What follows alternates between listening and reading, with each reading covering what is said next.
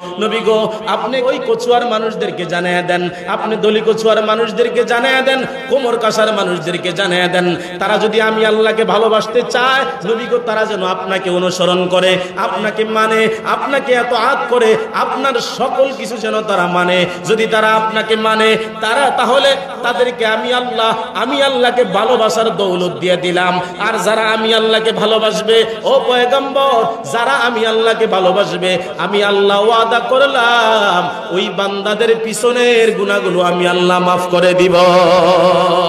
এজন্য ভাইয়েরা আমার, সময় থাকতে নবীকে ভালোবাসা লাগবে, সময় থাকতে নবীর জন্য আমাদেরকে তৈয়ার হওয়া লাগবে। কেন আমরা নবীকে ভালোবাসবো, কেন আমরা নবীর জন্য পাগল হব? আল্লাহ পাক রব্বুল আলামিন কোরআনের অন্য আয়াতে বলেন, লাকাদ কানা লাকুম ফি রাসূলিল্লাহি উসওয়াতুন হাসানা। ও দুনিয়ার মুসলমানেরা, তোমাদের জন্য উত্তম আদর্শ হলো তোমাদের রাসূল। আমি আল্লাহ পাক রব্বুল আলামিন ওই পয়গম্বরের ভিতরে সব আদর্শ দিয়ে দিলাম। ওই পয়গম্বরের ভিতরে নেতার আদর্শ দিলাম, ওই পয়গম্বরের ভিতরে আমি রাষ্ট্রীয় ক্ষমতার আদর্শ দিলাম, ওই নেতার ভিতরে সংসার চালানোর আদর্শ দিলাম, ওই নেতার ভিতরে সমাজ চালানোর আদর্শ দিলাম, ওই নেতার ভিতরে আমি আল্লাহ নানার আদর্শ দিলাম, আমি ওই নেতাকে নানার আদর্শ দিলাম, শ্বশুরের আদর্শ দিলাম। এমন একটা আদর্শবাদ নাই যা আমার পয়গম্বরের ভিতরে আমি আল্লাহ দেই না। নবীজি যেদিন দুনিয়ায় আসছেন, সুবহে কাযবে আল্লাহ নবী দুনিয়ায় আসতেন 3:30টার পর। আসার পরে আম্মাজান আমেনা বলতেছে, আমি তাকায় দেখলাম অল্প কিছুক্ষণের ভিতরে আমার আব্দুল্লাহর যে বাঙ্গা ঘরটা ছিল, ঘরের যে ছাদা ছিল, ওটা সাথে সাথে ফাঁক হয়ে গেছে। আমি তাকায় দেখলাম কুয়াশা আমার ঘরের ভিতরে প্রবেশ করলো। মুহূর্তের ভিতরে আমি আমার সন্তান মুহাম্মদকে হারিয়ে ফেলেছি। আর আস্তে কোন সুবহানাল্লাহ, রাগ হয়েছে না? নবীর লোকে দুশ্মনী আছে, দুশ্মনী আছে। নবীর লোকে যদি দুশ্মনী না থাকে, নবীজির কথা শুনলে আমাদেরকে সজাগ দৃষ্টিতে জবাব দেওয়া লাগবে, ঠিক কিনা বলেন? আম্মাজান আমিনা বলে, আমার সন্তানকে আমি হঠাৎ করে দেখি নাই। জিবরাইলকে আল্লাহ বলে, ও জিবরাইল, আমার পয়গম্বরকে মুহূর্তের ভিতরে গোটা পৃথিবী ঘুরে আনো। কেন? মুসাকে আমি শুধু বনি ইসরাইলের নবী বানাইছি, নুহকে আমি শুধু কওমে নুহের জন্য পাঠাইছি, লুতকে শুধু কওমে লুতের জন্য পাঠাইছি, ঈসাকে আমি একটা অঙ্গরের জন্য পাঠাইছি, আমি ইব্রাহিমকে একটা জাতির জন্য পাঠাইছি, ইয়াকুবকে একটা জাতির জন্য পাঠাইছি, ইউসুফকে একটা জাতির জন্য পাঠাইছি। আর আমার নবীকে ওয়ামা আরসালনাকা ইল্লা রাহমাতাল লিল আলামিন, আমি আল্লাহ শুধু এক জাতির জন্য পাঠাই নাই, গোটা দুনিয়ার জন্য আমার হাবিবকে পাঠাইছি। এই জন্য আল্লাহ বলেন, ও জিবরাইল, আমার হাবিবকে গোটা পৃথিবীটা মুহূর্তের ভিতরে চক্কর দিয়ে আনো, যাতে করে ধলি কচুয়ার মানুষ না কইতে পারে মুহাম্মদকে আমরা চিনি না। আরো জোরে কয় না সুবহানাল্লাহ। ও যাতে করে ধলি কচুয়ার মানুষ না বলতে পারে মুহাম্মদের নাম জানি না, মুহাম্মদকে চিনি না। এবার আল্লাহকে বলে, আল্লাহ আর কি করতাম? কয় কোরআন শরীফে কয়জন নবীর নাম আছে? কয় 25 জন নবীর নাম আছে। কয় 20 জন নবীর গুণগুলো আমার নবীর ভিতরে ঢুকায় দাও। ইব্রাহিমের গুণ ঢুকায় দাও, ইসমাইলের গুণ ঢুকায় দাও, ইউসুফের গুণ ঢুকায় দাও, ইব্রাহিমের গুণ ঢুকায় দাও, ইয়াকুবের গুণ ঢুকায় দাও। চিল্লাগন সুবহানাল্লাহ। এই গুণগুলো কেন ঢুকায় দিবা? কারণ আমার নবী সকল নবীর নবী হবে। আর আস্তে কোন সুবহানাল্লাহ। আমি আল্লাহ সব দেখি। বান্দা যখন আল্লাহর পথ থেকে অন্য পথে চলে যায়, আল্লাহ পাক বান্দাকে ডেকে ডেকে বলেন, ও বান্দা, মা গররাকা বিরাব্বিকাল কারীম। কে বান্দা তোকে, আমি আল্লাহর কাছ থেকে কে তোকে দূরে সরায় দিছে? আমি আল্লাহর কথা থেকে কে তোকে বিমুখ বানায় দিছে? বান্দা, কে তোকে আমি আল্লাহর কাছ থেকে দূরে সরায় দিছে? ওই দিনকা বান্দা বড় আফসোস করবে আর বলবে, আমার বাড়ির কাছে কোরআনের মেলা বসছে কিন্তু আমি যাইতে পারি না। বান্দা ওই দিন বড় আফসোস করবে, আমি কোরআনের মজলিস দেখাও না দেখার বান্দরেছি। আল্লাহ বলেন, ওই দিনকা এই লোকগুলাই বড় বিপদের ভিতরে থাকবে। এজন্য বলেন, কিচ্ছা কমু না কোরআন হাদিস থেকে কথা বলবো। হ্যাঁ, আজকে তো আমাদের দেশে কিচ্ছা বাবার অভাব নাই। কিচ্ছা বাবা আছে না নাই? আমরা কিচ্ছা বলবো না, তবে কিচ্ছা বলবো আহসানুল কসাস, কোরআনের শ্রেষ্ঠতম কিচ্ছা যদি আমরা বলি, এই কিচ্ছার ভিতরে সওয়াব আছে না নাই? আল্লাহ পাক রব্বুল আলামিন তার নবীকে সম্বোধন করে আয়াত নাজিল করলেন, কুল ইন কুনতুম তুহিব্বুনাল্লাহ আল্লাহ বলেন নবী গো আপনি দুনিয়ার মানুষদেরকে জানায়া দেন, আপনি দলিকসুয়ার মানুষদেরকে জানায়া দেন, আপনি কুমোরকাশা তেতিয়ার মানুষদেরকে জানায়া দেন, বাংলাদেশের মানুষদেরকে জানায়া দেন, ইন কুনতুম তুহিব্বুনাল্লাহ, তারা যদি আমি আল্লাহকে ভালোবাসতে চায়। আরো আসতে কোন কাকে? আমাদের তো এখন ভালোবাসা সব মোবাইলের সঙ্গে হয়ে গেছে, আমাদের ভালোবাসা এখন টেলিভিশনের সঙ্গে হয়ে গেছে, আমাদের ভালোবাসা আইসিসি বিশ্বকাপের সঙ্গে হয়েছে। কথা কয় না কেন? আজ তাকায় দেখো এখানে মানুষ নাই, কিন্তু টিভির দোকানে মানুষের অভাব। অভাব না মিথ্যা কথা বললাম? আজকে আরো পাকিস্তান আর অস্ট্রেলিয়ার খেলা চলতেছে, আছে না নাই? ওখানে সব যুবকে ভরপুর, কিন্তু নবীজি সাল্লাল্লাহু আলাইহি ওয়াসাল্লাম যখন কালিমার দাওয়াত দিলেন, মক্কার যুবকরা আল্লাহর নবীর কাছে বেশি দৌড়ায় এসেছে। আল্লাহ বলেন পয়গম্বর আপনি দুনিয়ার মানুষদেরকে জানিয়ে দেন, কুল ইন কুনতুম তুহিব্বুনাল্লাহ, নবী গো আপনি মানুষদেরকে জানিয়ে দেন, আমার বান্দাদেরকে জানিয়ে দেন, তারা যদি আমি আল্লাহকে ভালোবাসতে চায়, তারা যদি আমি আল্লাহকে ভালোবাসতে চায়, ফাত্তাবিউনি, ও নবী তারা যেন আপনাকে অনুসরণ করে, আপনাকে মানে, আপনাকে ইতাআত করে। নবী গো যারা আপনাকে মানবে, যারা আপনাকে ইতাআত করবে, আমি আল্লাহ পাক রব্বুল আলামিন ঘোষণা করে দিলাম, আমি আল্লাহ ওই বান্দাদের জীবনের গুনাহগুলো আমি আল্লাহ মাফ করে দিব। এর একটা উদাহরণ আপনাদের কাছে আমি পেশ করতে চাই। আল্লাহর পয়গম্বর যখন কালিমার দাওয়াত দেওয়া শুরু করলেন, আল্লাহর পয়গম্বর রাহমাতুল লিল আলামিন যখন কালিমার দাওয়াত দেওয়া শুরু করলেন, মক্কার কাফেররা আল্লাহর নবীর বিরুদ্ধে চরণ শুরু করলেন। আল্লাহর নবী 3 বছর গোপনে ইসলামের দাওয়াত দিলেন। কয় বছর? 3 বছর আল্লাহর পয়গম্বর গোপনে গোপনে ইসলামের দাওয়াত দিলেন। মাত্র কয়েকজন সাহাবী কালিমা পড়েছে। মহিলাদের ভিতরে সর্বপ্রথম কালিমা পড়েছেন হযরতে খাদিজা, পুরুষদের ভিতরে বৃদ্ধ সাহাবী হযরত আবু বকর, যুবকদের ভিতরে হযরতে আলী রাদিয়াল্লাহু তাআলা কালিমা পড়ে মুসলমান হলেন, তালহা জুবাইর মুসলমান হলেন।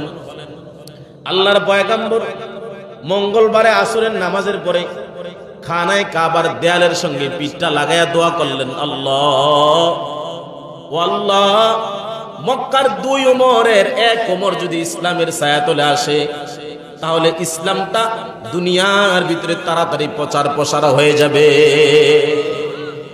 দোয়া করলেন পয়গম্বর। কেমন নবী? যেই নবী হ্যাঁ বললে জায়েজ হয়ে যায়, যেই নবী না বললে না জায়েজ হয়ে যায়, যেই পয়গম্বর আসমানে যদি পা উঠায় আরশ মোয়াল্লায় চলে যায়, যেই নবী আঙ্গুলের ইশারা দিলে চন্দ্র আল্লাহ দ্বিখণ্ডিত করে দেন। সুবহানাল্লাহ কইতে বলছে? আরেকটু জোরে কর না সুবহানাল্লাহ, আরেকটু চিল্লা কও সুবহানাল্লাহ। ও দুনিয়ার মুসলমান, আল্লাহর গোলাম পয়গম্বর আরবি দোয়া করেছে যে 2 ওমরের 1 ওমর যদি ইসলামের ছায়াতলে আসে, ইসলামটা বড় চাঙ্গা হয়ে যাবে। দোয়া করছেন নবীজি, যেই নবীর জবান থেকে বাহির হতে দেরি, দোয়া কবুল হইতে দেরি হয় না। এর ভিতরে দিয়া দারুণ দোয়ার ভিতরে আবু জাহেল চোরার ঘরের চোরা আল্লাহর নবীকে মারার পরিকল্পনা করতেছে। ওই মজলিসের ভিতরে একজন লোক ছিল, তার নাম ছিল ওমর। হযরত ওমরে ফারুক বসা, তখনও তিনি খলিফাতুল মুসলিমিন হয় নাই, ওমর হয় নাই, তখনও তিনি খাত্তাবের সাধারণ একটা ছেলের মতন ছিলেন।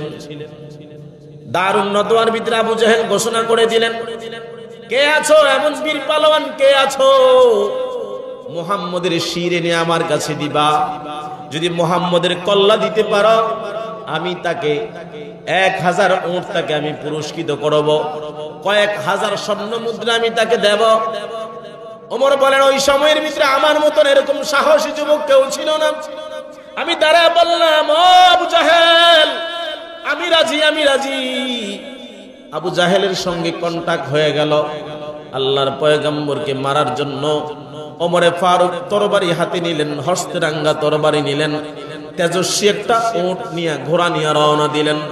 যাইতে যাইতে প্রতিমধ্যে বাল্যবেলার একজন বন্ধু নাইমের সঙ্গে দেখা হয়ে যায়। নাইম ডাক দিয়ে বলে, কিরে ওমর, কই যাও? তোমাকে বড় তেজস্বী দেখা যায়, বীর সৈনিকের মতন দেখা যায়, কই রওনা দিছো, কই যাইতেছ? ডাক দিয়ে বলে, মুহাম্মদের কল্লা আনতে যাই, মুহাম্মদের কল্লা আলাদা করব। আবু নাইমের ভিতরটা কম্পন শুরু হয়ে গেল। আবু নাইমও গোপনে গোপনে ইসলাম গ্রহণ করে ফেলেছে। আরেকটু জোরে কন্যা সুবহানাল্লাহ।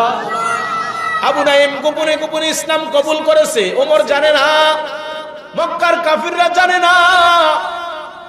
হযরত আবু নাইম বলতেছে, ওমর, মুহাম্মদের কল্যাণ বা তুমি পারবা না, তুমি পারবা না, এটা তোমার পক্ষে সম্ভব নয়। বলে, তুমিও কি মনে মনে মুহাম্মদের কালিমা পড়ছো নাকি? বলে, আমার কথা বাদ দাও, মুহাম্মদের কথা বাদ দাও, তোমার বাড়ির দিকে তাকাও, তোমার বোন আর ভগ্নিপতি মুহাম্মদের হাতে হাত দিয়া কালিমা পড়া মুসলমান হয়ে গেছে। আরেকটু জোরে কোন সুবহানাল্লাহ। কালিমা পড়া মুসলমান হয়ে গেছে। ওমরের মাথাটা আরো গরম হয়ে গেছে।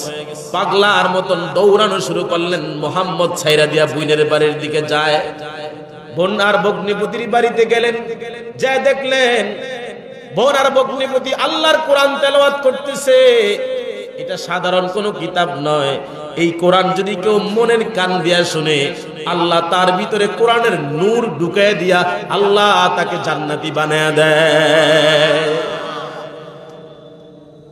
হযরত ওমর ঘরের কোনায় যায় শুনতেছে, সূরা তাহা তেলাওয়াত করতেছে। সূরা তাহা মা আনজালনা আলাইকাল কুরআনা লিতাশকা। আল্লাহর কোরআনের তেলাওয়াত। হযরত ওমর বড় পাগল হয়ে গেলেন। ঘরের দরজায় লাথি দিয়া ঘর দরজাটা ভেঙে ফেললেন। বোন আর ভগ্নিপতিকে বেদরম মারা মারলেন। এক পর্যায়ে দুজন বেহুশের মতন হয়ে পড়ে গেল। ওমরের পাও দুইটা জড়ায়া বোন কান্দে আর বলে, আমারে মেরে বলো, আমার স্বামীকে মেরো না, আমার স্বামীর উপরে আর আঘাত করো না। ওমরের ভিতরে আল্লাহ পাক হেদায়েতের নূর ঢুকাইয়া দিলেন। ওমর ডেকে ডেকে বলে, বোন বলো বলো বলো, এখন কি তেলাওয়াত করছিলা বলো? বলে, এটা এমন একটা কিতাব পড়েছি, কোন বেঈমান কোন নাপাক মানুষ এটা ধরতে পারবে না। বলে, নাপাকরা ধরতে পারবে না, পবিত্র হওয়া লাগবে। বলে, ওযু করলে হবে? কয়, না না না, ওযু করলে হবে না, গোসল করা লাগবে। না না না, গোসল করলে হবে না। কি করা লাগবে, কি করা লাগবে? বলো বলো বলো বলো। কয়, যদি তোমাকে এই কিতাব ধরতে হয়, আগে মুহাম্মদের হাতে হাত দিয়া কালিমা পড়া লাগবে। মুহাম্মদের হাতে হাত দিয়া কালিমা পড়া লাগবে। রাজি আসুনি? বলে, রাজি রাজি রাজি, চলো চলো, মুহাম্মদের দরবারে চলো। রওনা করলেন আল্লাহর পয়গম্বরের দরবারে। আল্লাহর নবীর ডান পাশে আবু বকর দাঁড়ানো, বাম দিকে তালহা জুবায়ের দাঁড়ানো। আবু বকর ডাক দিয়ে বলে, পয়গম্বর, গোপনে গোপনে ইসলামের দাওয়াত দিতেছি। ওমর কেমনে জানলো? আবু জাহেল কেমনে খবর পাইল? উতবা শাইবা কেমনে খবর পাইল? পয়গম্বর, আজকে ওমরের হাত থেকে কারো রেহাই নাই। ও পয়গম্বর, চলেন পিছনের দিকে যাই। আল্লাহর পয়গম্বর বলে, না না না না না না না, মুসলমান পিছনে হটার জাতি নয়। মুসলমান জোর কদমে সামনে আগাবে, কাফের বেঈমানের মস্তককে ভেঙে খান খান করবে। ঠিক কিনা বলো? আজ মুসলমানের অধপতন হওয়ার একটাই কারণ, ফিলিস্তিনে আক্রমণ হওয়ার একটাই কারণ, ভারতের গুজরাটের ভিতরে মুসলমানদের রক্তে লাল হওয়ার একটাই কারণ, হিন্দুস্তানে মুসলমানের রক্তে লাল হওয়ার একটাই কারণ। মুসলমান সামনে যাওয়ার কথা, মুসলমান সামনে না যায় পিছনের দিকে হটে যায়। ঠিক কিনা? আরো জোরে কোন ঠিক কিনা? রাগ হইতেছেন? সাউন্ডটা ঠাস করে ছেড়ে দিছি কিনা? জিকির করে, লা ইলাহা লা ইলাহা লা ইলাহা ইল্লাল্লাহ, লা ইলাহা লা ইলাহা ইল্লাল্লাহ মুহাম্মাদুর রাসূলুল্লাহ সাল্লাল্লাহু আলাইহি ওয়াসাল্লাম। ভাইরা আমার, বন্ধুরা আমার, অনেক লম্বা চূড়া কথা বলতে হবে, অল্প সময়ের ভিতরে মূল টপিকস গুলো আপনাদের ভিতরে একটু ঢুকাইতে চাই। সাহাবায়ে কেরাম নবীর জন্য কত পাগল ছিলেন, সাহাবায়ে কেরাম নবীকে কেমন ভালোবেসেছেন, সাহাবায়ে কেরাম কেমন নবীকে মহব্বত করেছেন। আর আমরা আশিক রাসূল দাবি করি ঠিক, কিন্তু নবীর মহব্বত আমাদের ভিতরে নাই। কথা বলো ঠিক কিনা? নামদারি আশিকের অভাব নাই। যদি বলা হয় আল্লাহর নবীকে সন্ত্রাস বলা হয়েছে, আল্লাহর নবীকে জালেম বলা হয়েছে, আল্লাহর নবীকে লুচ্চা বলা হয়েছে, চলো একটা মিছিল দেই, চলো একটা প্রতিবাদী সভা জানাই। এরা বলবে না, আমার কাজ আছে, আমার বউয়ের সমস্যা আছে, আমার ফোলার পেটের ব্যথা আছে। এরকম লোক আমাদের সমাজে আছে না নাই? উহুদের জমিনের জীবনী শোনো। উহুদের ময়দানে বদরের যুদ্ধের 1 বছর পরে উহুদের যুদ্ধ যেদিন সংগঠিত হবে, 1000 সাহাবী নিয়ে পয়গম্বর রওনা দিলেন উহুদের জমিনের দিকে। প্রতিমধ্যে রাস্তায় যা 300 জন আলাদা হয়ে গেছে। তাদের লিডার ছিল আব্দুল্লাহ ইবনে উবাই সলুল মুনাফিক। সে দাঁড়ায় ডাক দেয়া বলে, পয়গম্বর, আমরা যে জিহাদের ময়দানে যাব, আমাদের বাড়ি পাহারা দেওয়ার কেউ নাই, আমাদের সংসার চালানোর কেউ নাই, সন্তান চাওয়ার কেউ নাই। পয়গম্বর, আমাদের বড় ভয় হয়, না জানি জিহাদের ময়দানে যে আমরা মইরা যাই, আমরা মইরা গেলে আমাদের সংসার কে চালাবে, আমাদের বাড়ি ঘর দুয়ার কে যাবে, আমরা জিহাদের ময়দানে যাব না। পয়গম্বর বললেন, যাও যাও যাও যাও যাও, যদি তোমরা জিহাদ না করতে চাও আপত্তি নাই, কারণ দুনিয়ার যদি আমি পয়গম্বরের সঙ্গে যদি কেউ না থাকে, আমার আল্লাহ আমাকে সহযোগিতা করবে। আল্লাহ আছে না নাই? আল্লাহ এখন ধলিকসু আসেনি না, আল্লাহ এখন ভারত চলে গেছে না, আল্লাহ কুমোর কাছে আছে, কুয়াচাঁদপুর আছে, আল্লাহ এখন সব জায়গায় আছে না নাই? আল্লাহর আকার আসেনি নাই? আল্লাহ হলেন নিরাকার। আল্লাহ যেখানে খুশি সেখানে আল্লাহ সব জায়গায় আছে না নাই? আল্লাহর কোনো আকার নাই। আমাদের দেশের কিছু কিছু মানুষ কয় আল্লাহ লাগে, ইল্লাহ লাগে, কয় কি কয় না? আমার বুড়া মুরব্বীরা কথায় কথায় কয় আল্লাহ লাগে, ইল্লাহ লাগে। এরে আল্লাহরও ডাক, চেয়ারম্যানরও ক, আল্লাহরও ডাক, পুলিশের কাছেও যা, এরকম কথা বুড়া মুরব্বীরা কয় কি কয় না? আল্লাহর কসম, আল্লাহর কসম করে বলি, বুড়াগো মনে তো এটা নাই, কিন্তু তাকায়া দেখো, এই কথার দ্বারা তার ঈমান চলে যাবে। কারণ শিরক হয়ে যাচ্ছে। শিরক যারা করবে তারা মুশরিক হয়ে যায়। কারণ আল্লাহ যেটা পারে, ইল্লাহ সেটা পারে। আল্লাহ লাগবে, ইল্লাহ লাগবে, তার মানে আল্লাহ যেটা করতে পারবে, ইল্লাহ সেটা করতে পারবে। আল্লাহ যেটা পারবে, পুলিশও সেটা পারবে। তাহলে আল্লাহর সঙ্গে পুলিশের লাগাইছে, বলেন এটা কি আর ঈমান থাকে না মুরতাদ হয়ে যাবে? আসলে এটি কম নিয়ম না। ওমা কথায় কথায় আল্লাহ লাগে, এই কয় নানি, কয় নানি, বড় আফসোস না। আমি তো আপনাকে গোমর জানি তো লেগে। রাগ হইছেন? রাগ হইছেন নাকি? আল্লাহ যেন কবুল করে, আমিন করে। ভাইয়ারা আমার, মুনাফিক যুগে যুগে থাকবে। সাহাবীদের মধ্য থেকেও মুনাফিক ছিল। আল্লাহর নবীর পিছনে নামাজ পড়েছে, আল্লাহর নবীজির পিছনে পিছনে শত্রু দাবি করেছে, আছে না নাই? এখন দলিকোসা মসজিদের ইমাম সাহেব যিনি, তিনার মনে হয় বিরুদ্ধে কেউ লাগে না, সবাই লাগে। পিছনে পিছনে হুজুরগারে পাইলে বাঁশ দেয়, কিন্তু সামনে দেখলে হুজুরগার লাগা কলজা কাইটা দেয়। সুযোগ পাইলে পিছনে হুজুরে বাঁশ দেয়, আছে না নাই? ও দুনিয়ার মুসলমান ইমানদার, অনেক চমৎকার কথা আজকের আলোচনায়, অনেক চমৎকার কথা আসবে। আল্লাহর পয়গম্বরের সাহাবী হযরত ওমর বোন আর ভগ্নিপতিকে বললেন, আমাকে দাও, কিতাব দাও, এই কিতাবটা আমি পড়তে চাই। ওমরকে কিতাব দিতে চায় না, বলে তোমাকে কালিমা পড়ে মুসলমান হওয়া লাগবে। নবীজির দরবারে রওনা করলেন, হস্তে রাঙ্গা তরবারি তার হাতে। আবু বকর ডাক দিয়া বলে, পয়গম্বর, এতদিন তো ভালোভাবে চললাম, এখন নয়, আর সামনে আগানো সম্ভব নয়। নবী গো, চলেন চলেন আমরা পিছনের দিকে চলে যাই। পয়গম্বর বলে, না না না, আমি গতকালকে আল্লাহর কাছে দোয়া করেছিলাম, মক্কার 2 ওমরের 1 ওমর যদি ইসলামের ছায়াতলে আসে, ইসলামটা বড় চাঙ্গা হয়ে যাবে। আমার বিশ্বাস, আমার বিশ্বাস, আল্লাহ পাক খাত্তাবের ছেলে ওমরকে ইসলামের জন্য কবুল করেছে। ইসলামের জন্য ওমর কবুল হয়ে গেছে। আল্লাহর নবীর সামনে এসে তরবারি জমিনে পালায়া দিয়া বলে, পয়গম্বর আমার আর চিনতে বাকি নাই, আপনি নবী, আমাকে কালিমা পড়ে মুসলমান বানায়া দেন। ওমর কালিমা পড়ে মুসলমান হয়ে গেলেন।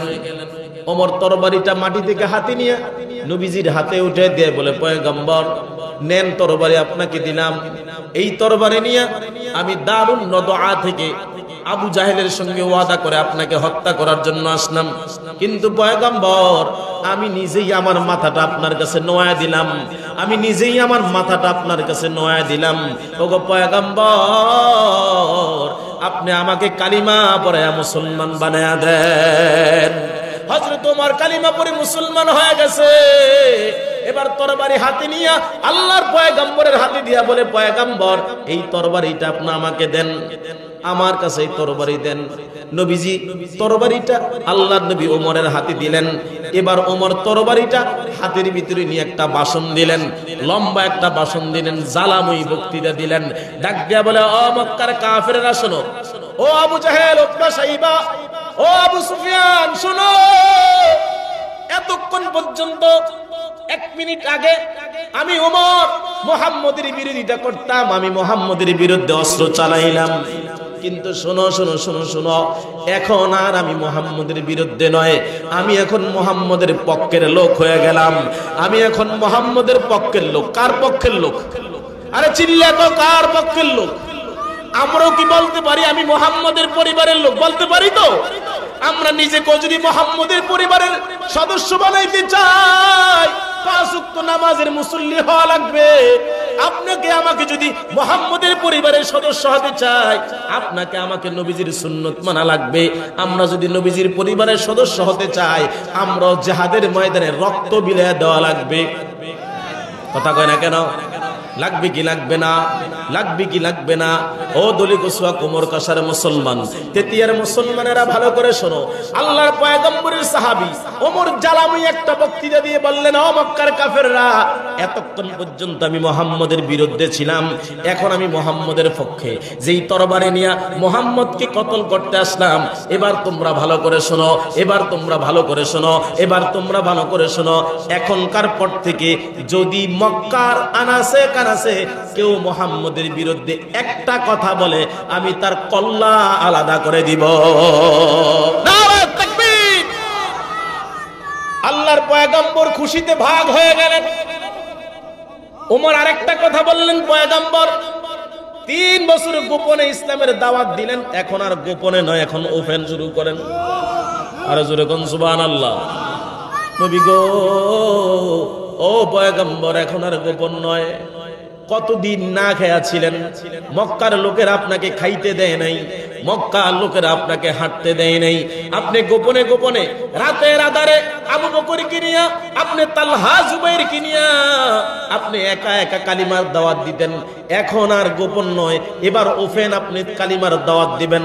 তবে নবী গো, মক্কার কাফের করে একটু চমকানি দেওয়া দরকার, একটু ভয় লাগানো দরকার, একটু পরীক্ষা করা দরকার, তাদের ভিতরে একটু জ্বালা যন্ত্রণা বাড়ানো দরকার। কেমনে বাড়াইবা ওমর? ডাক দেয়া বলে, পয়গম্বর, ও পয়গম্বর আপনি চিন্তা করবেন না, আমরা মানুষ কম হতে পারি, কিন্তু আমাদের ঈমানের জোর আছে না নাই? ঈমানের জোর আছে না নাই? ওমর ডাক দেয়া বলে, ও পয়গম্বর আপনি কেন চিন্তা করেন? ওমর কালিমা পড়ার কিছুদিন আগে একটা সূরা নাজিল হইছে, ওই সূরাটার নাম হলো সূরা মুদ্দাসসির। সূরা মুদ্দাসসিরের 3 নম্বর আয়াত, ওয়া রাব্বাকা ফাকাব্বির, ওয়া রাব্বাকা ফাকাব্বির। পয়গম্বরকে আল্লাহ ডাইকা বলে, ও পয়গম্বর আপনি আমি আল্লাহর বরত্বের ঘোষণা দেন, আল্লাহু আকবার বলেন। আপনি পয়গম্বর, আমি আল্লাহর নামের তাকবীরের স্লোগান দেন। ওমর বলে, পয়গম্বর আপনি টেনশন করেন কেন? আল্লাহ তো আমাদেরকে তাকবীর শিখিয়ে দিছে, নারায়ে তাকবীরের স্লোগানটা আজকে দিয়ে দেই। আমরা আল্লাহু আকবারের স্লোগানটা এখান থেকে নিয়া কাবার চত্বর পর্যন্ত আমরা তাকবীর দিব। আমাদের তাকবীর শুনলে আবু জাহেলের মসনদের ভিতরে কম্পন শুরু হয়ে যাবে। হযরত ওমর প্রথম তাকবীর দিলেন, নারায়ে তাকবীর, আল্লাহু আকবার স্লোগান দিলেন। এই কথাটা বাজতে বাজতে আবু জাহেলের কানে যায় পৌঁছে গেছে, অথবা সাইবার কানে পৌঁছে গেছে। একদল খবর পৌঁছায় দিলেন, নেতা মুসলমান হয়ে গেছে, নেতা মুসলমান হয়ে গেছে। এখন আর মক্কায় মুহাম্মদের বিরুদ্ধে ওপেন কথা বলা যাবে না, ওপেন কথা বলা যাবে না। যদি মুহাম্মদকে দমন করতে হয়, সিস্টেম মতন মুহাম্মদকে দমন করা লাগবে। গোপনে গোপনে মুহাম্মদের সামনে পক্ষে কথা বলো, পিছনে মুহাম্মদকে মারার পরিকল্পনা করো। এখনো সমাজের ভিতরে দেখবেন ওলামায়ে কেরামদেরকে সামনে দেখলে আসসালামু আলাইকুম ওয়া রাহমাতুল্লাহ, পিছনে গেলে খবর লাগায় সিরাজি বেশি বাইরে গেছে, সিরাজির কথার হওয়াব বেশি বানানা, এটারে তাড়াতাড়ি চার দেয়ালে ঢুকাও, এটারে বাইরে যতদিন রাখবা আমাদের অবস্থা ভালো রাখবে না, ঠিক কিনা? আছে না নাই? কেউ আপনাকে বিরুদ্ধে যাইতেছেন, আপনাকে বিরুদ্ধে যাইতেছেন। আর 10-15 মিনিট চলবে নি, আর 10-15 মিনিট চলবে ইনশাআল্লাহ। নারায়ে তাকবীর, নারায়ে তাকবীর। আল কোরআনের আলো, আল হাদিসের আলো, ইসলাম ছাড়া অন্য কিছু, হ্যাঁ এটা আসতে আইয়ে। কারণ হেতে নামাজও পড়ে, সিগারেটের হুক্কার টানো মারে, ওমা আছে না নাই?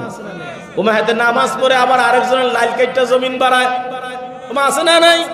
হেতে নামাজ পড়ে আবার আরেকজনের সারের পানি, এতে লাড়ি দিয়া গুদা দিয়া ছিদ্র করে দিয়া পানি হেতার খেতে লয়ে যায়, আছে না নাই? হেতে এই ডরে কয় না ইসলাম ছাড়া অন্য কিছু মানি না। কারণ ইসলাম যদি মানতো এই বান্দার দ্বারা সারের পানি চুরি করা সম্ভব হতো না, ঠিক কিনা? এজন্য ভাইয়েরা আমার, হযরত ওমর কাবা দেয়াল পর্যন্ত দাঁড়ায়া পয়গম্বরকে বলে, পয়গম্বর আমি একটা ভাষণ দিতে চাই, ভাষণ। 3 নাম্বার ভাষণ। 1 নাম্বার ভাষণ দিয়া বললেন, যদি আজকের পর থেকে কেউ মুহাম্মদের বিরুদ্ধে কথা বলে তার কল্লা আলাদা করা হবে। 2 নাম্বার, নারায়ে তাকবীর স্লোগান দিয়া কাবার দেয়াল পর্যন্ত গেলেন। এবার কাবার দেয়ালে দাঁড়াইলেন ওমর। ওমর দাঁড়ায় একটা জ্বালাময়ী ভাষণ দিলেন। ডাক দিয়ে বলে, কে আছো, কে আছো বিবিকে বিধবা করবা, কে আছো সন্তানকে এতিম বানাইবা, কে আছো মায়ের বুক খালি করবা, কে আছো বাবার বুক খালি করবা। যদি বাবার বুক খালি করতে চায়, যদি মায়ের মুখ খালি করতে চাও, যদি সন্তানকে বাবা হারা করতে চাও, এতিম বানাইতে চাও, যদি বিবিকে বিধবা বানাইতে চাও, মুহাম্মদের বিরুদ্ধে একটা কথা কইয়া চাও। আরে জোরে কয় না সুবহানাল্লাহ। এই ওমরকে কেউ চিনতো না, ওমরের কে কেউ চিনতো না। ওমর ছিল মক্কার সবচেয়ে একজন গাদ্দার মানুষ।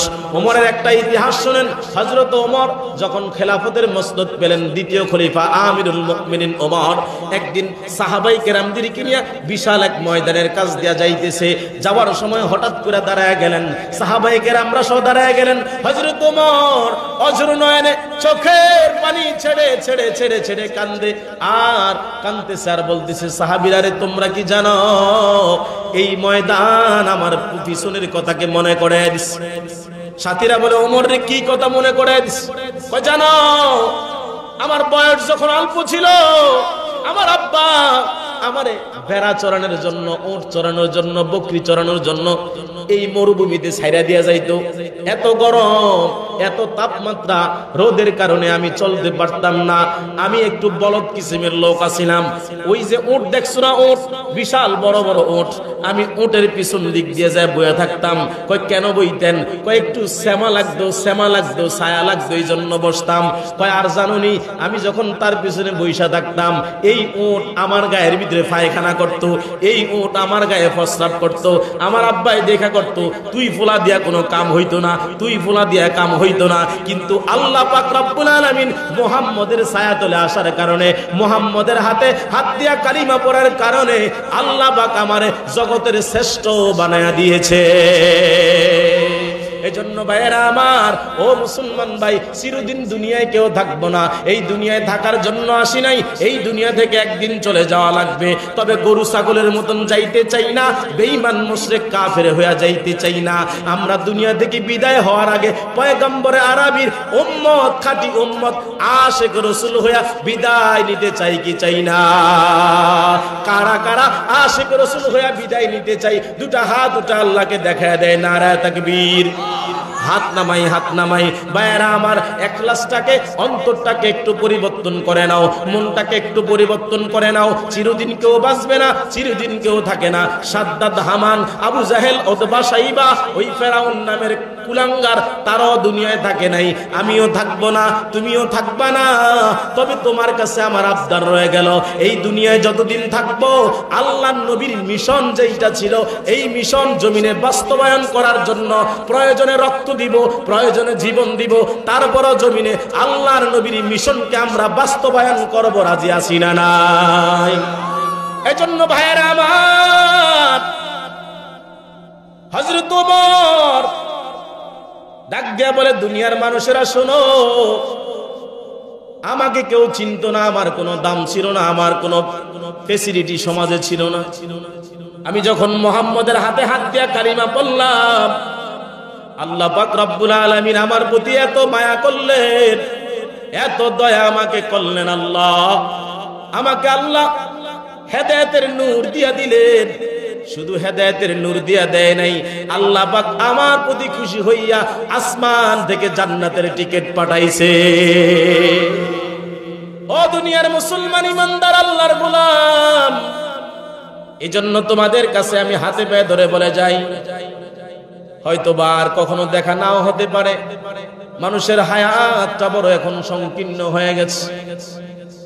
এই যে গত কিছুদিন আগে তুলপাইর আমাদের এক সহপাঠী দুনিয়া থেকে চলে গেল, গত কয়েকদিন আগে ডেঙ্গু জ্বরে আমাদের আরেক ওলামায়ে কেরাম চলে গেল, গত রজনীতে দেখলাম এক আলেম গাড়ি অ্যাক্সিডেন্ট করে মারা গেল। কখন চলে যায় স্টেশন নাই। কিন্তু তোমাদের কাছে আবদার জানায়া যায়, নবীজির ভালোবাসা, নবীজির মহাব্বত ছাড়া জান্নাত পাওয়ার কোনো বিকল্প কোনো রাস্তা নাই। আসেনি? নেইমার, মেসি আমাদেরকে জান্নাত নিতে পারে কি পারে না? পারে নাই। কিন্তু নেইমার, মেসির জন্য আমাদের পোলাপাইনদের ভালোবাসা আছে না নাই? কথা কয় না, আছে না নাই? এই যে গত কিছুদিন আগে বিশ্বকাপ গেল, রাস্তার মোড়ে মোড়ে ব্যানার ছিল কি ছিল না? রাস্তার মোড়ে মোড়ে ব্যানার, দলের নেতার জন্য, দলের প্রধানের জন্য গেঞ্জি বানায়, গেঞ্জি লাগায় গায়ে দিয়া ঘুরে। কিন্তু আল্লাহর কসম রে মুসলমান ভাই, দুঃখের বিষয় হলো আমরা এমন এক নেতার গোলাম, আমরা এমন এক নেতার অনুসারী, ওই নেতার নেস পোশাক পাঞ্জাবি গায়ে লাগাইতে পারি না, ঠিক কিনা? ওই নেতার গালের দাড়ি আমার গালে লাগাইতে পারি না, ওই নেতার সুন্নত টুপি আমি সুন্নতের টুপি মাথায় লাগাইতে পারি না, ওই নবীর আদর্শ নামাজ পড়ো আমি নামাজ পড়তে পারি না, ওই নবীর আদর্শ আল্লাহর পক্ষে কাজ করা আমি নিজে করতে পারি না, ঠিক কিনা? এজন্য মুসলমান ভাই, তোমার কাছে আমি আবদার জানায়া যাই, চিরদিন এই দুনিয়ায় থাকবো না, তুমিও থাকবা না, আমিও থাকবো না, কিন্তু এই কথাগুলো চিরদিন থাকবে, এই কথাগুলো মানুষের কানে কানে পৌঁছে যাবে, এই কথাগুলো রেকর্ড করে রাখবে। এই জন্য বলি, আমরা সবাই ওমর ওয়ালা মুসলমান হব না আবু জাহেল মার্কা মুসলমান হব? কি ওয়ালা? আর একটু চিল্লে কোন সুবহানাল্লাহ। হযরত ওমরকে এত ভয় পাইতেন শয়তান, এত ভয় পাইতেন শয়তান। ওমর এমনি দামি হয় নাই, এমনি দামি হয় নাই। আল্লাহ বলেন পয়গম্বর, উল ইন কুনতুম তুহিব্বুনাল্লাহ ফাত্তাবিউনি ইউহিব্বুকুমুল্লাহ। নবী গো, আপনি কই কচুয়ার মানুষদেরকে জানায়া দেন, আপনি দলি কচুয়ার মানুষদেরকে জানায়া দেন, কোমর কাসার মানুষদেরকে জানায়া দেন, তারা যদি আমি আল্লাহকে ভালোবাসতে চায়, নবী গো, তারা যেন আপনাকে অনুসরণ করে, আপনাকে মানে, আপনাকে এত আত করে, আপনার সকল কিছু যেন তারা মানে। যদি তারা আপনাকে মানে, তাহলে তাদেরকে আমি আল্লাহকে ভালোবাসার দৌলত দিয়ে দিলাম। আর যারা আমি আল্লাহকে ভালোবাসবে, ও পয়গম্বর, যারা আমি আল্লাহকে ভালোবাসবে, আমি আল্লাহ ওয়াদা করলাম ওই বান্দাদের পিছনের গুনাহগুলো আমি আল্লাহ মাফ করে দিব। এজন্য ভাইয়েরা আমার, সময় থাকতে নবীকে ভালোবাসা লাগবে, সময় থাকতে নবীর জন্য আমাদেরকে তৈয়ার হওয়া লাগবে। কেন আমরা নবীকে ভালোবাসবো? কেন আমরা নবীর জন্য পাগল হব? আল্লাহ পাক রব্বুল আলামিন কোরআনের অন্য আয়াতে বলেন, লাকাদ কানা লাকুম ফি রাসূলিল্লাহি উসওয়াতুন হাসানা।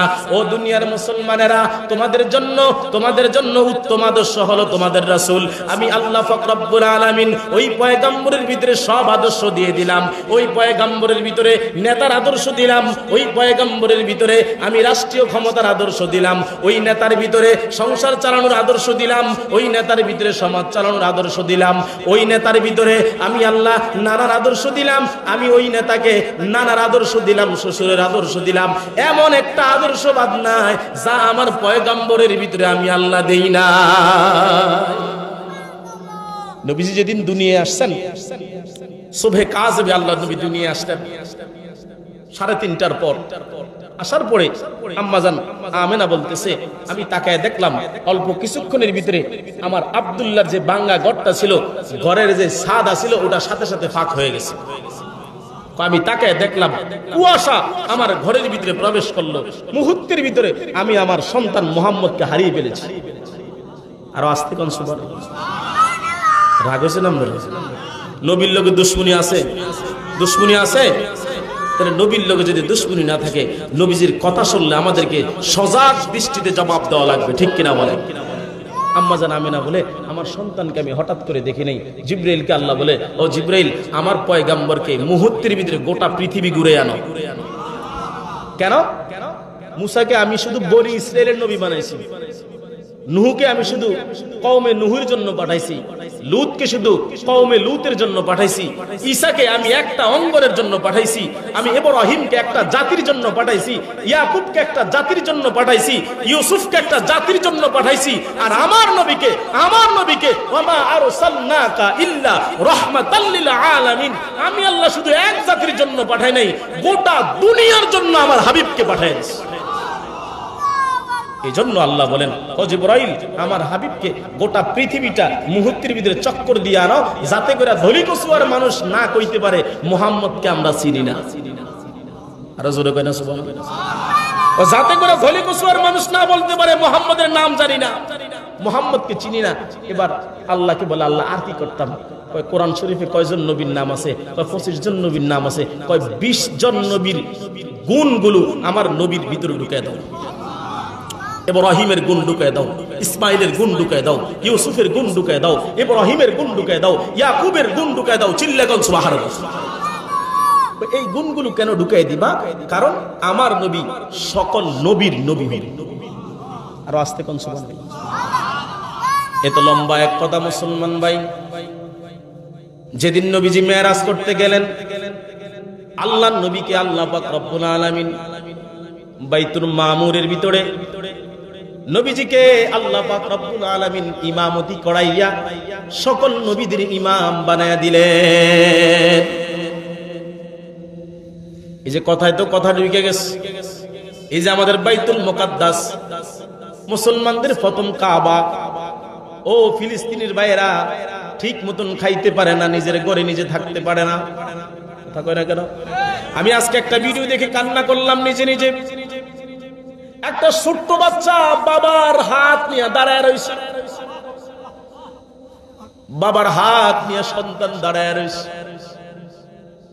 বোমা ব্রাশপার হয়ে এক হসপিটাল থেকে 700 মানুষ দুনিয়া থেকে বিদায় নিয়ে গেল। কে কাকে সহযোগিতা করবে, কে কাকে সহযোগিতা করবে? ও দুনিয়ার ইহুদিরা, তোমরা জানো না এই বাইতুল মুকাদ্দাস আমাদের কলিজার জায়গা। হযরত সুলাইমান পয়গম্বর জিনদের মাধ্যমে এই বাইতুল মুকাদ্দাস বানালেন, বাইতুল আকসা বানায় দিলেন। নবীজি যেদিন মেরাজে গেলেন, আল্লাহ বলেন সুবহানাল্লাযী আসরা বিআবদিহি লাইলাম মিনাল মাসজিদিল হারাম ইলাল মাসজিদিল আকসা। আল্লাহ বলেন, আমি আমার প্রিয় বান্দাকে মসজিদে হারাম থেকে আকসা পর্যন্ত আমি আল্লাহ পৌঁছায় দিলাম। যে আল্লাহ তার পয়গম্বরকে মসজিদে আকসা পর্যন্ত পৌঁছা দেয়, ওই মসজিদে আকসার ভিতরে ইহুদির বাচ্চারা নাপাক জুতা নিয়ে ঢুকে নাপাক রক্ত করে দিলেন, রক্ত দিয়ে নাপাক করে দিলেন। আমার দেশের কিছু নামদারি উলামায়ে কেরাম ওই ইসরায়েলদের পক্ষে কথা বলে। আমাদের বুঝতে আর বাকি নাই, এরা নামদারি মুনাফিক আর ইহুদির দালাল, ঠিক কিনা?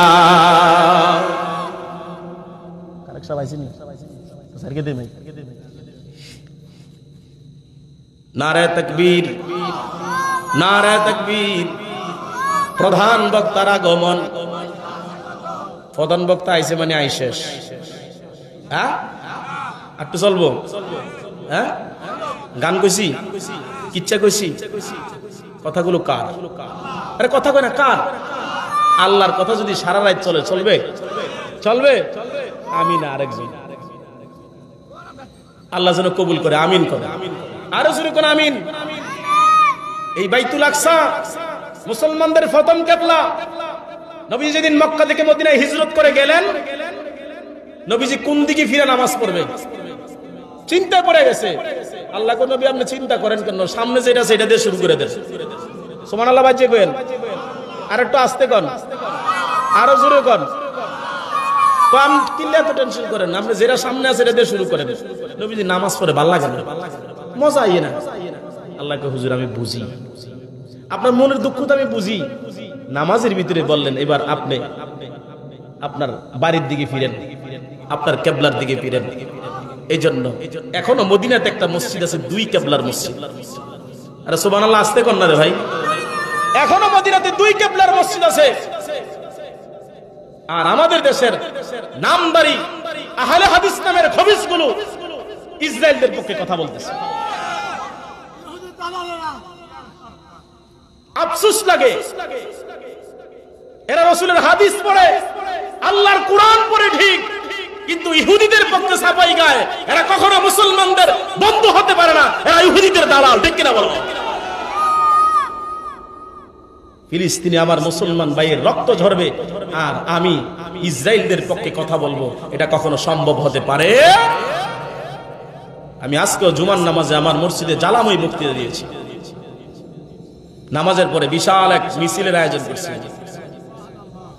আমরা তো আর ইসরায়েলে যাওয়া সম্ভব না, সম্ভব? ফিলিস্তিন যাওয়া সম্ভব? সম্ভব না। আমরা তো প্রতিবাদ করতে জানি, প্রতিবাদ করার ভাষা আমাদের আছে। আমরা মুসলমান, আমরা ভয় পাই না। ঠিক কিনা বলো? আমাদের ভিতরে ওমরের রক্ত প্রবাহমান। এজন্য ভাইয়েরা আমার, আল্লাহ পাক রব্বুল আলামিন বলেন, ও নবী, যদি দুনিয়ার মানুষ আমি আল্লাহকে ভালোবাসতে চায়, তারা যেন আপনি নবীকে অনুসরণ করবে, আপনাকে মানবে, আপনার প্রত্যেকটা কথা মানবে, আপনার প্রত্যেকটা উঠা বসা তারা মানবে। পয়গম্বর আরবি বলেন, উম্মতের আরে যদি তোমরা আমি নবীকে ভালোবাসতে চাও, মান আহাব্বা সুন্নতি, তোমরা আমার সুন্নতকে মহব্বত করো, সুন্নতকে ভালোবাসো। আল্লাহর নবীর সুন্নত কি সিগারেট খাওয়া? এটা কথা কয় না। আল্লাহর নবীর জীবনে নবীজি একটা সিগারেট খাইছে এমন কোন ইতিহাস আছে?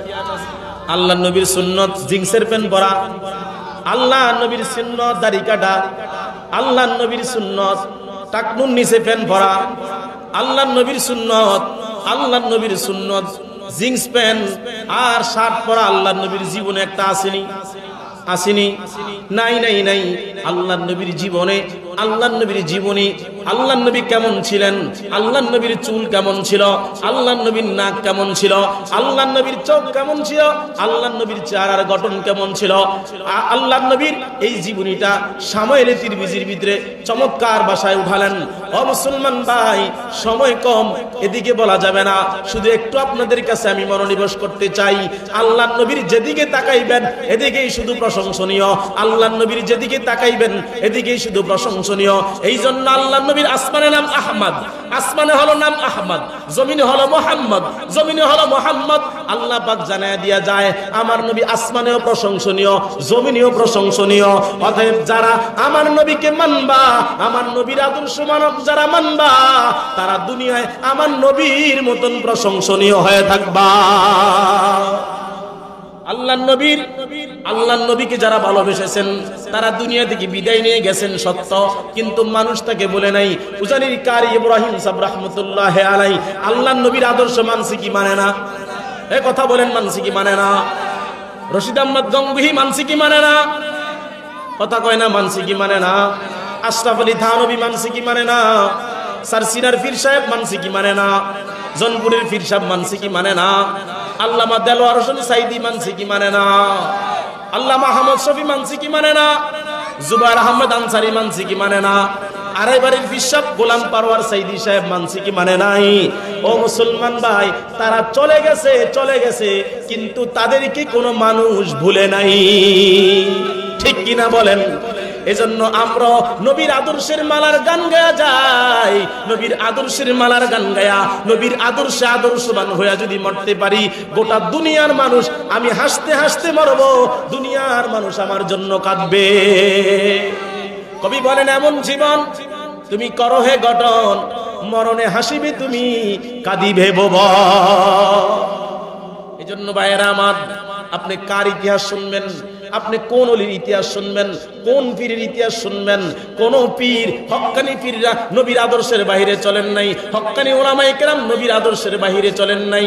এজন্য ভাইয়েরা আমার, আমাদেরকে একজনের আদর্শ মানা লাগবে, আমাদেরকে একজনের পথ মানা লাগবে, একজনকে অনুসরণ করা লাগবে। তিনার নাম হলো মুহাম্মাদুর রাসূলুল্লাহ। এজন্য আল্লাহ বলেন আতিউল্লাহ ওয়া আতিউর রাসূল ওয়া উলিল আমরি মিনকুম। আল্লাহ বলেন তোমরা আমার অনুসরণ করো, আমাকে মানো, আমাকে ইতাআত করো। ওয়া আতিউর রাসূল, তোমরা রাসূলের অনুসরণ করো, রাসূলকে মানো, রাসূলকে মানো। দুই জায়গায় কোনো প্রশ্ন নাই, দুই জায়গায় কোনো প্রশ্ন নাই। এক নাম্বার হলো আল্লাহ, দুই নাম্বার হলো পয়গম্বর মুহাম্মদুর রাসূলুল্লাহ। আল্লাহর বেলায় যেমন কোনো প্রশ্ন নাই, আল্লাহ যা দিয়েছেন তাই সঠিক। কথা কয় না কেন? আল্লাহ যা দিয়েছেন তাই কি? আল্লাহর কথার ভিতরে কলম ধরা যাবে না, আল্লাহর কথার বিরুদ্ধে কাজ করা যাবে না। আল্লাহর ব্যাপারে যেমন কোনো কথা নাই, পয়গম্বর আরবি মুহাম্মদুর রাসূলুল্লাহ সাল্লাল্লাহু আলাইহি ওয়াসাল্লামের ব্যাপারেও কোনো কথা নাই। এবার তিন নাম্বার ওয়া উলিল আমরি মিনকুম, তিন নাম্বার জনকে মানতে বলছে। এবার মুফাসসিরে কেরাম বলেন তিন নাম্বার কারা? তিন নাম্বার হলো তারা আল্লাহ এবং রাসূলকে মানে যারা। কথা বুঝাইতে পারি নাই? তিন নাম্বার হলো তারা আল্লাহ এবং রসুলকে মানে যারা।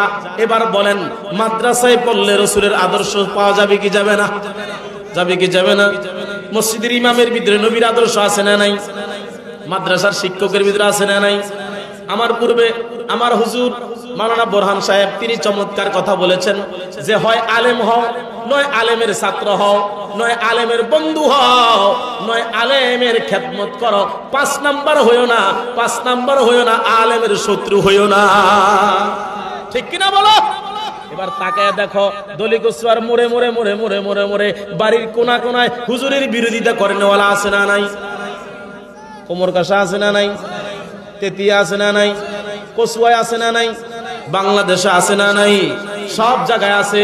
তাহলে আল্লাহর পয়গম্বর বলেন তোমরা ৫ নাম্বার হইও না, আলেমদের শত্রু হইও না। এবার আলেম কারা? আলেম কারা? আলেম কারা? আলেম হলো তারা আল্লাহ এবং রসুলকে মানে যারা। কথা কয় না কেন?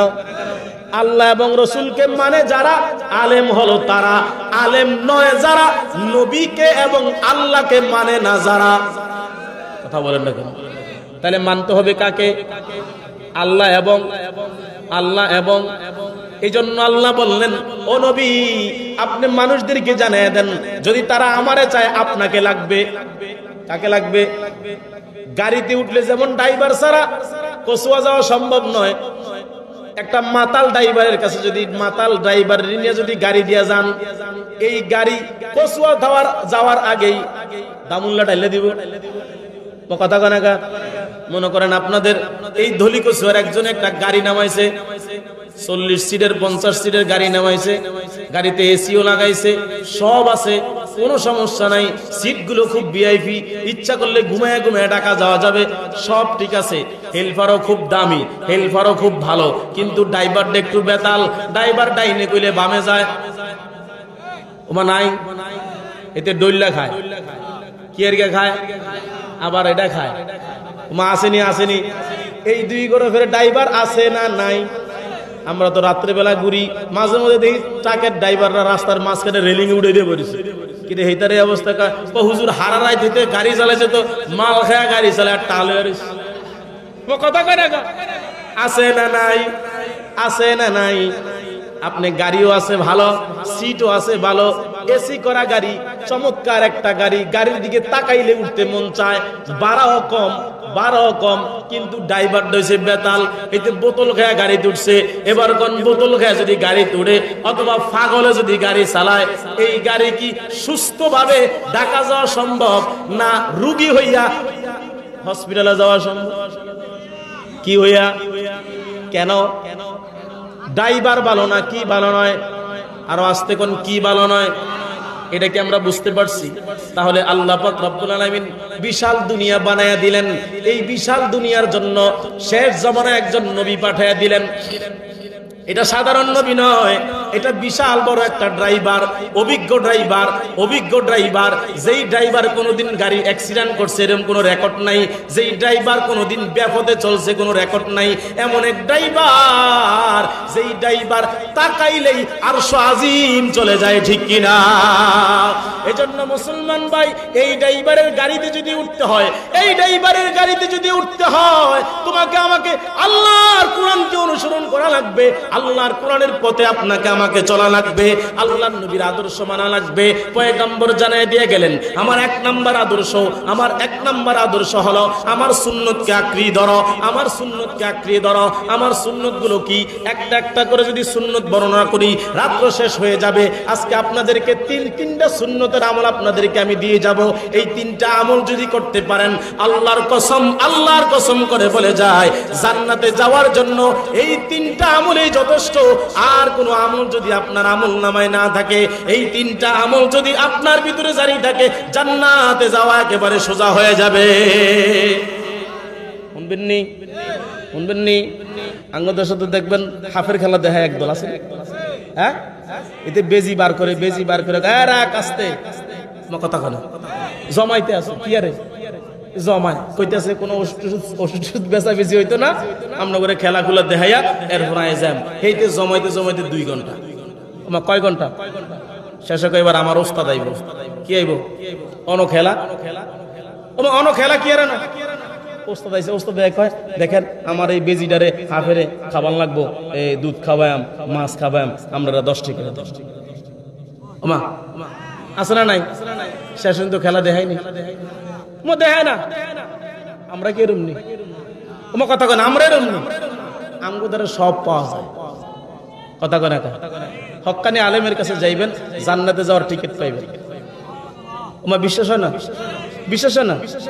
কত কয়েকদিন আগে দেখ মাহফিলে এই ব্যাপারে ওয়াজ করছি যে হক্কানি আলেমের পিছনে যদি ঘোরো জান্নাতে যাওয়া সোজা। কই যাওয়া সোজা? কারণ পয়গম্বর বলেন, যদি তোমরা আল্লাহকে পেতে চাও আমাকে অনুসরণ করা লাগবে, আমাকে মানা লাগবে। এবার পয়গম্বর মাপকাঠি দিয়ে দিলেন, যদি তোমরা আমাকে পেতে চাও তাহলে তোমাদেরকে আমার সুন্নতকে আঁকড়ে ধরা লাগবে, আমার সুন্নত মানা লাগবে। আমার সুন্নত কি? 1 নাম্বার সুন্নত হলো জীবনে কোনোদিন মিথ্যা কথা বলা যাবে না। কিতা কোন? কারণ মিছা কথা আমরা কইনি, গোটাউন মিছা কথা কনাকা সাপ্লাই ফজর থেকে শুরু এসা পর্যন্ত সাপ্লাই চলতে আছে, কথা কনাকা আছে না নাই? 1 নাম্বার সুন্নত আজকে আমরা বাড়িতে নিয়ে যাব। 1 নাম্বার আমল, যতদিন বেঁচে থাকবো কখনো মিথ্যা কথা বলবো না। কেন মিথ্যা কথা বলবো না? আমারও তো মন চাই 2-1টা মিথ্যা কথা বলতে, কথা কনাকা। এবার কেন আমি মিথ্যা কথা বলবো না? এই জন্য আমি মিথ্যা কথা বলবো না। আল্লাহর পয়গম্বরের কাছে এক লোক এসে বললেন, ইয়া রাসূলুল্লাহ, ও পয়গম্বর, আমার জীবনে এমন কোন অপরাধ নাই যা আমি করি নাই, গুনাহ নাই যেটা আমি আমার জীবনে করি নাই। মিথ্যা কথা থেকে শুরু করে সন্ত্রাসী কন, চাঁদাবাজি কন, রংবাজি কন, নামাজ রোজা সবকিছু বলেন, এমন কোনো বাদ নাই যেটা আমি, এমন কোনো গুনাহ নাই আমি করি না। ও পয়গম্বর, আপনি আমাকে বলে দেন, আমি একটা গুনাহ ছেড়ে দিতে চাই, কোন গুনাহটা ছাইরা দিলে আমি জান্নাতে যেতে পারবো, কোন গুনাহটা ছাইরা দিলে আমি হেদায়েত হয়ে যাব?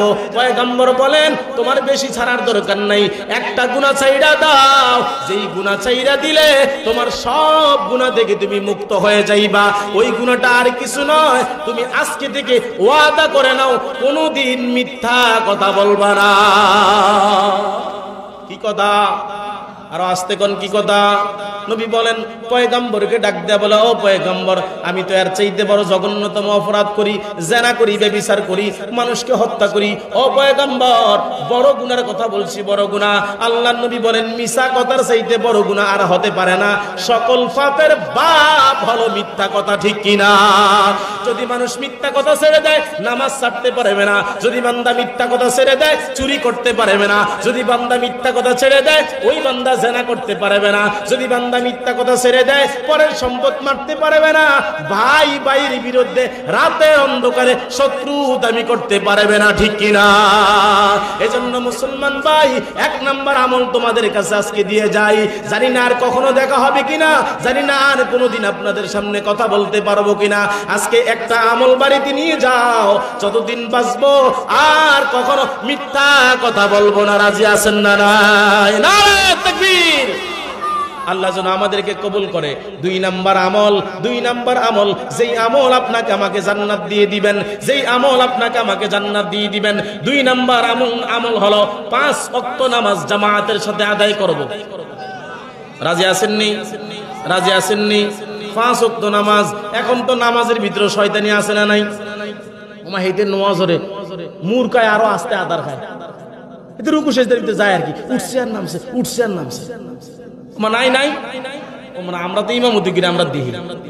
আই মাঝে মধ্যে পাবলিক যখন সুন্নত করে, আই বারিন্দার সুন্নত করে, হিতারা ভিতরে হয় তো হিতাকে নামাজ দেখে আই মাঝে মাঝে হাসি।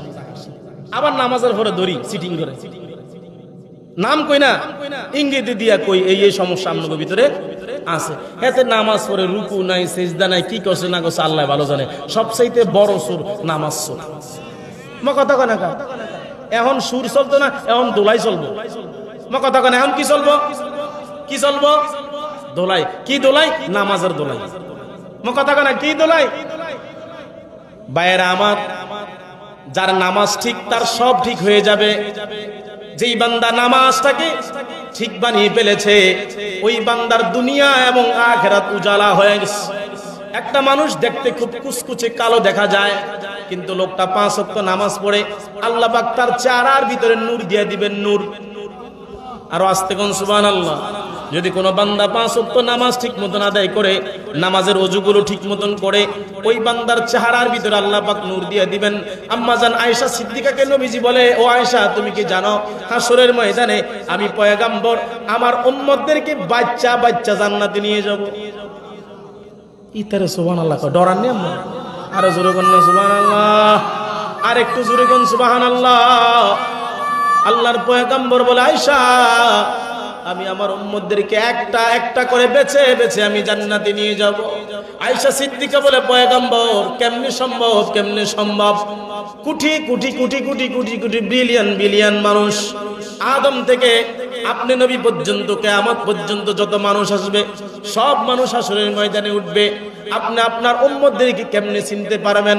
পয়গম্বর বলেন, ও আয়েশা, আয়েশা গো, তুমি কি জানো আমার উম্মতেরা হাসরের ময়দানে চিত্রা রঙের ঘোড়ার মতন উঠবে, চিত্রা রঙের ঘোড়ার মতন উঠবে।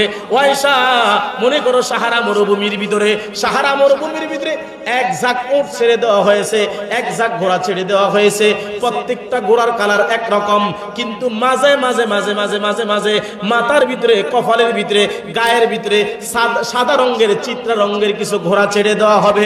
আয়েশা রে, বলো বলো বলো বলো বলো, ও আয়েশা বলো দেখি, ওই যে হাজার হাজার ঘোড়ার ভিতরে থেকে চিত্রা রঙের ঘোড়াগুলো কি বাইর করা যাবে কিনা? আয়েশা সিদ্দিকাকে বলে, পয়গম্বর, কেন চিনা যাবে না? এত ঘোড়ার ভিতরে যেই ঘোড়াটা আলাদা রঙের থাকে, ওই ঘোড়াটা চিনতে কোনো অসুবিধা হবে না। নবী ডাইকা বলে, ও আয়েশা, হাসরের ময়দানে আবার উম্মত গুলো চিত্রা রঙের ঘোড়ার মতন উঠবে। যেই উম্মত গুলা শীতের মৌসুমে, গরমের মৌসুমে অজু বানায় নামাজ পড়ছে, অজুর পানি যত জায়গায় লাগবে, অজুর পানি যত জায়গায় লাগবে, প্রত্যেকটা ফসমের গোড়ায় গোড়ায় আল্লাহ নূর দিয়া দিবে।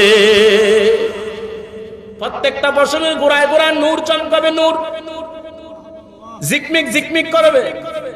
আমি আমার উম্মত গুলারে সাইয়া ধইরা ধইরা আমি জান্নাতে নিয়ে যাব। এখন তো আমাদের অজু ঠিক মতন হয় না, হুজুরের কাছে যাই না, হুজুর একটু অজুটা আমাকে শিখিয়ে দেন, কেমনে অজু বানাবো, কেমনে অজু করবো, অজুটা শিখিয়ে দেন। হুজুরের কাছে যায় না, এতে অজু করে, এতে আগে কুলি করে, এরপরে নাক ধোয়, মুখ ধোয় না, এরকম সিটিং আছে না নাই? গত কয়দিন আগে উগ্রাই দিচ্ছি, এসার নামাজের সময় অজু করে, হেতে আত্মার দুই শেষ কি রে তুই অজু করছো, কি করছো, পাই কোথার তা নাই। গত 4-5 দিন আগের ঘটনা, বেশি দিন না, অল্প কদিন আগের ঘটনা। হেতে হুজুরের কাছে যায় না, মসজিদে যায় না। এখন এটারে বিয়া করাইবে আল্লাহ তো মসজিদে। এটার ভাই কইছে যদি তুই নামাজ ধরস তাহলে তোরে বিয়া করাই, এই তো অন দিহি আর আগে মসজিদ।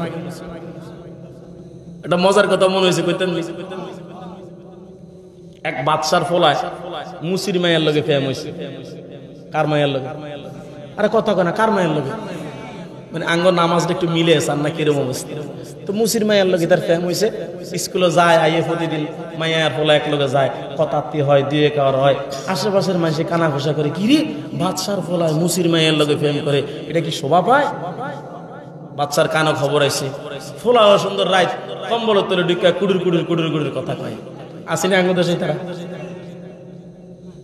বাচ্চা বউরা এই রানী কি হয়েছে? তোমার ফোলায় যে মুসির মেয়ের লোকে ফেম করে তুমি জানো টানো নি? কি কও না কয় হ। ফোলারা জিজ্ঞেস কিরে বাবা কথা বলে এই ঘটনা, কয় হ মা আমি মুসির মেয়ের লোকে ফেম করি। ফোলা আবার চোর হইলো ভদ্র আছে, হাসা কথা কয়ে লেছে, কয় হ আমি মুসির মেয়ের লোকে ফেম করি, এখন মুসির মেয়ের বিয়ে করে। কার মায়ের বিয়ে করে? এবার কোন বাদশার মাথায় এতক্ষণ যেরুম আছিল, এখন কি আরো বাঁচছে না খারাপ হয়েছে? খারাপ বেশি হয়েছে না কম হয়েছে? এবার বাচ্চা গেছে হুজুরের কাছে। কার কাছে? মনে করেন আপনাকে মসজিদ ইমাম সাহেবের কাছে যায়, কয় হুজুর কি গরম ভাত খান, খানা কি আর কম দেই, বেতন বাড়াই দিছি, আমার ফোলাটায় কথা হরা না, ফোলাটায় কালকে মসজিদে ফাড়াম আনলে আমরা একটু ফোলার লগে কথা কেন, ফোলায় বলে মুসলিম মেয়ের লগে প্রেম করে। আপনি সামনে একটু কৌশল করে কোনো বাজে ফোলাটার একটু লাইন করা যায়নি। হুজুরের কাছে আইছে, হুজুরে কেউ কষ্ট দিতেছে আপনাকে? কষ্ট দিতেছে নি? এই হুজুরে আওয়ান পর্যন্ত, হুজুরে কি পর্যন্ত আওয়ান আইনি, হুজুরে আইতেছে। আল্লাহ দেখ হুজুর আইক তাড়াতাড়ি আইলো সারি দিয়ে। এখন মুসির মায়ের লগে ফলায় ফেম করে, হুজুরের কাছে গেছে, হুজুরকে কিরে তুই বলে মুসির মায়ের লগে ফেম করেছ? হুজুর করি তো, আমরা সমস্যা কি? ও মাই যাইতে হলাইন নাই? হ্যাঁ হেতে হুজুর করে দেখলে আজরাইল দেখে, এটার কলো ঠাড়া হচ্ছে, হুজুর করে দেখলে তার মাথা খারাপ হয়ে যায়। এরকম এক জাতীয় লোক আছে না নাই? ও মা আসেনি? এতে হুজুর করে দেখে বিষের মতো। তো এতে নোয়াজ রোজা হিকবো করতে মুসির হলায়, হ্যাঁ কয় হুজুর আইতে ফেম করি, বিয়া শাদী তো আমনে হরান লাগবো, রেডি টেডি থাকেন। হুজুরে কখন বিয়া তো করবি তো 40 দিন তাকবিরে উলার সঙ্গে 5 ওয়াক্ত নামাজ যদি ফরজ, তাহলে মুসির মায়ের লগে আই থাইকা তোরে বিয়া করাই দিবি। হলা কয় হুজুর কথা হাসানি, কয় হাসা, কয় দেখেন আমরা হুজুরে কিন্তু মিশা কথা কন। কিতা কয়? আমরা হুজুর করা মিশা কথা কন। এখন মুসির মাইয়ারে বিয়া শাদী দিব, হোলা সুন্দর দিনের 11:50 মসজিদে যায় হাজির, যায় ঘরের দরজাত বাগে, এ হুজুর কই, হুজুর কই, কি হইছে রে? কয় হুজুর আজান দেন নাকি লেগা, জোহর রক্ত গেছে। কয় কয়টা বাজে আজান? কয় একটায়। কোন কয়টা বাজে? কয় 11টা। বেকুব, কয় আর কি তাল আছে না? এদের কি আছে? নারায়ে তাকবীর, নারায়ে তাকবীর, প্রধান বক্তার আগমন, শুভেচ্ছার স্বাগতম। আলহামদুলিল্লাহ হুজুর চলে আইছে, আমি এই কথাটা কয়ে শেষ করে দিই কেন? তো এখন এইতে মসজিদ বেকার আগে তাই যেতে সময় হাজির, আস্তে আস্তে আস্তে আস্তে করে 40 দিন যাই গেছে। আজ যা রাত 40 দিন শেষ হইব, এইতে এসার নামাজ পড়িয়া বাইতে বাসারে কইতেছে, বাহিরে কইতেছে, কয় আব্বা কাজী কি আমনে কইবেন না আই কইতাম? কথা বুঝেন না মনে? 40 দিন হুজুরি কইছে, 40 দিন তাকবীর উলার সঙ্গে 5 ওয়াক্ত নামাজ পড়লে মুসির মাইয়ার লগে হুজুরে থাকিয়া বিয়া পড়াই দিব। এখন এইতে 40 দিন পুরা হওয়ার পরে এতে বাহিরে যায় কইতেছে, আব্বা কাজী কি আমনে কইবেন না আই কইতাম? এবার কোন বাচ্চার মাথা কি গরম আগের থেকে কম না বেশি? কয় বিপদের রাত হুরান, একটা কথা আছে না?